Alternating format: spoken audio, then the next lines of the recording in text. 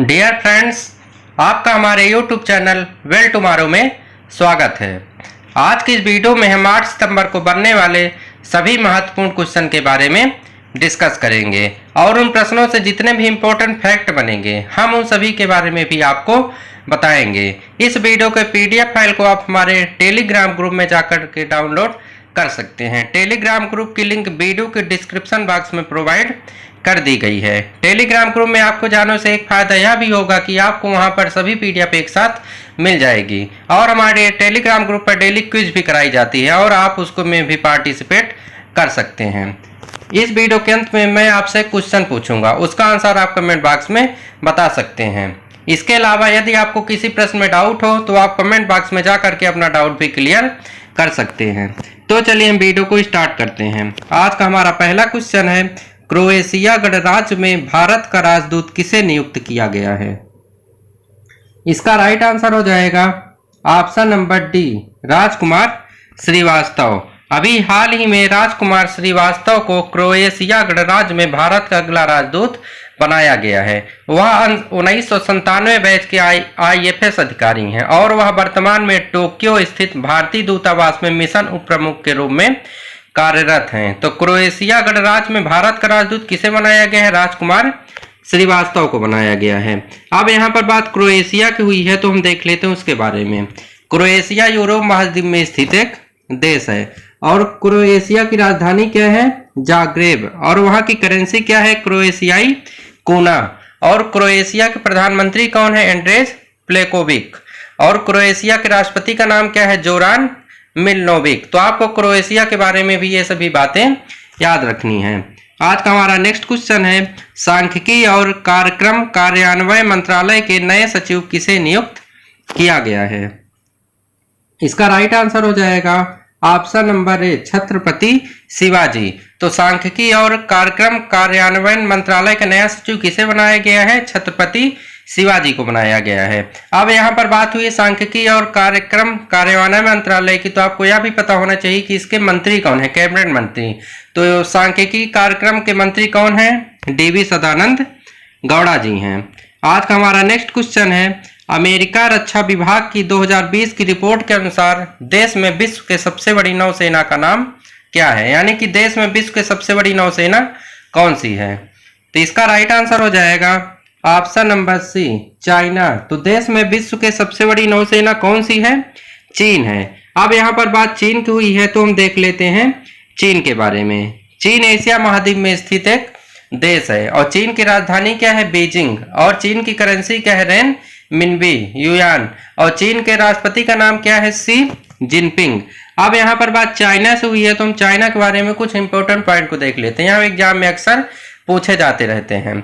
चीन और भारत के बीच एक इंटरनेशनल बॉर्डर लाइन है, उसका नाम क्या है? मैकमोहन रेखा। तो एग्जाम में आपसे ऐसे पूछा जाता है कि मैकमोहन रेखा किन दो देशों के बीच स्थित रेखा है? तो किसके बीच स्थित है? चाइना और भारत के बीच स्थित है। और एशिया की सबसे लंबी नदी का नाम क्या है?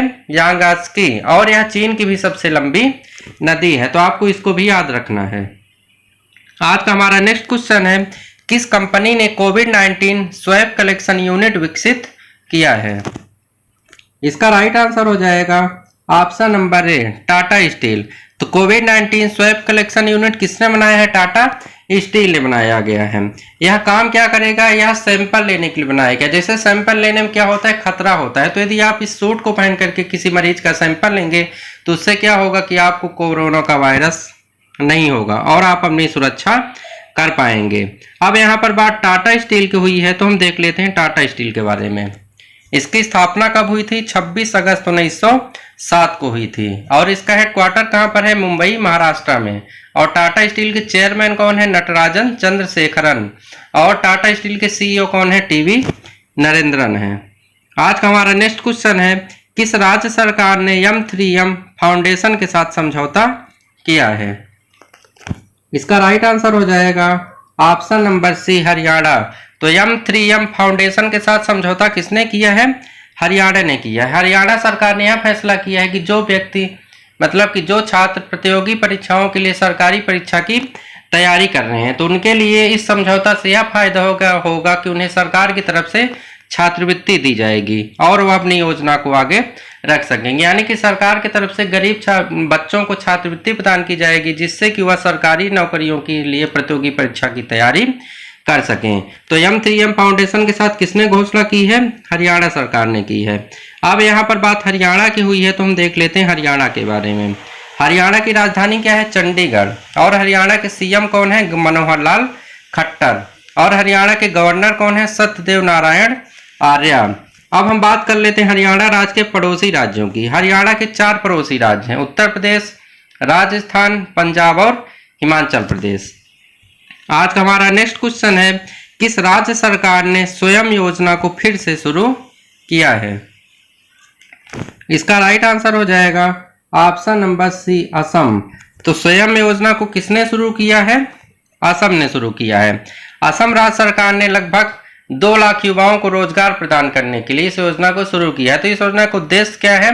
वहां के लोगों को रोजगार प्रदान करना। इसके अंतर्गत लोगों को क्या है? रोजगार प्रदान किया जाएगा।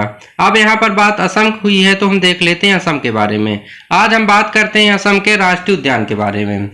असम के प्रमुख राष्ट्रीय उद्यान कौन से हैं? पहला है काजीरंगा राष्ट्रीय उद्यान, यह एक सींग वाले गैंडे के लिए फेमस है। सेकंड है मानस नेशनल पार्क। मानस नेशनल पार्क किसके लिए फेमस है?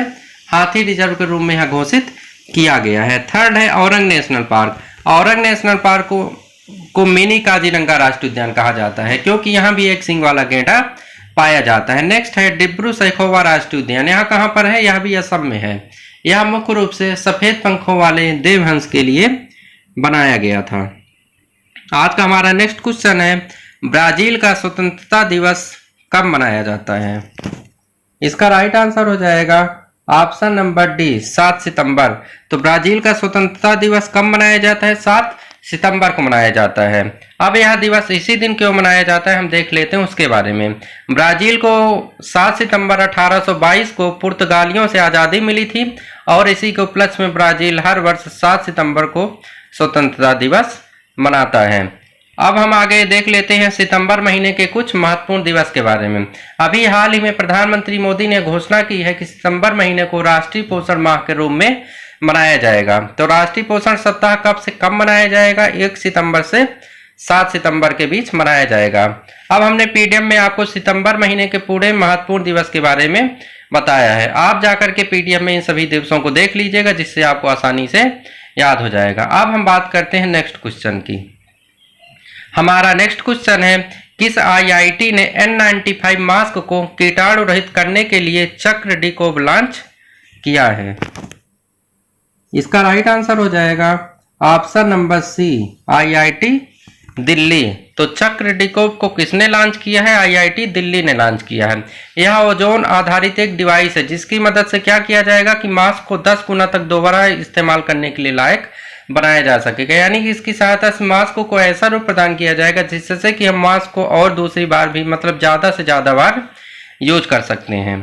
तो इसको किसने लॉन्च किया है? आईआईटी दिल्ली ने लॉन्च किया है। आज का हमारा नेक्स्ट क्वेश्चन है, हाल ही में किसने Aditya Birla idea payment bank के बैंकिंग कार्यों को बंद कर दिया है?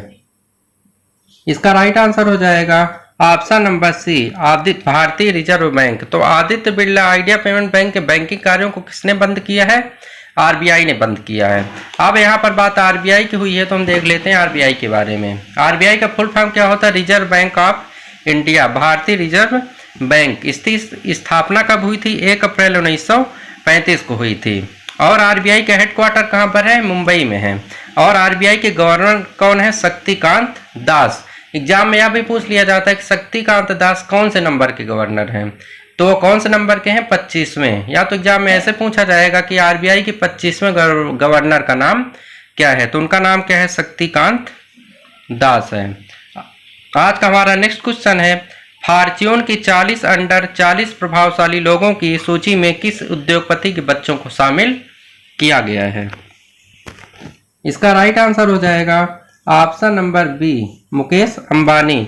तो फॉर्च्यून को 40 अंडर 40 प्रभावशाली लोगों की सूची में किस उद्योगपति के बच्चों को शामिल किया गया है? मुकेश अंबानी के बच्चों को शामिल किया गया। मुकेश अंबानी के बच्चे हैं ईशा अंबानी और आकाश अंबानी, इन्हीं का नाम इस लिस्ट में शामिल किया गया है। अब यहाँ पर बात मुकेश अंबानी की हुई है, तो आपको यह भी पता होगा कि मुकेश अंबानी रिलायंस के अध्यक्ष और प्रबंध निदेशक भी हैं।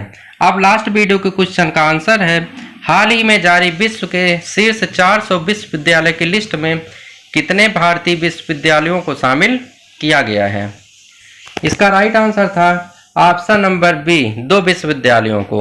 हमारे बहुत से दोस्तों ने इसका कमेंट बॉक्स में जाकर के उसके बारे में डिटेल में लिखा था कि 2 विश्वविद्यालय शामिल हुए, उनका नाम क्या है। आपसे भी जब कोई क्वेश्चन पूछा जाए तो आप इसी तरह कमेंट बॉक्स में जाकर के डिटेल में उसके बारे में बताइएगा। तो जो 2 विश्वविद्यालय शामिल किए गए उनका नाम क्या है? इंडियन इंस्टीट्यूट ऑफ साइंस, यह कहाँ पर है? बेंगलोर में है। सेकंड है इंडियन इंस्टीट्यूट टेक्नोलॉजी, यहाँ कहाँ पर है? रोपड़ में है। अब आपके लिए आज का क्वेश्चन है, किस आईआईटी ने डेटा एनालिटिक्स लैब स्थापित किया है? इस क्वेश्चन के आंसर को आप हमारे कमेंट बॉक्स में बता सकते हैं। दोस्तों, आपको यह वीडियो कैसा लगा कमेंट बॉक्स में जरूर बताइएगा। यदि आपको किसी क्वेश्चन में डाउट हो तो आप कमेंट बॉक्स में जाकर के पूछ सकते हैं, या तो आप यदि किसी और टॉपिक पर वीडियो जानना चाहते हैं, किसी के बारे में जानना चाहते हैं, तो आप उसके बारे में भी बता सकते हैं। मैं आपको ये वीडियो के माध्यम से उसके बारे में बताने का प्रयास करूंगा। यदि आपको यह वीडियो अच्छा लगे तो इसे लाइक करिएगा और अपने दोस्तों के साथ शेयर करिएगा, और यदि आप इस चैनल पर नए हैं तो इसे सब्सक्राइब भी करिएगा, और सब्सक्राइब करने के बाद बेल आइकन पर क्लिक करना मत भूलिएगा। उससे क्या होगा कि आपको आगे आने वाले वीडियो की नोटिफिकेशन आसानी से मिल सकेगी। Thanks for watching video.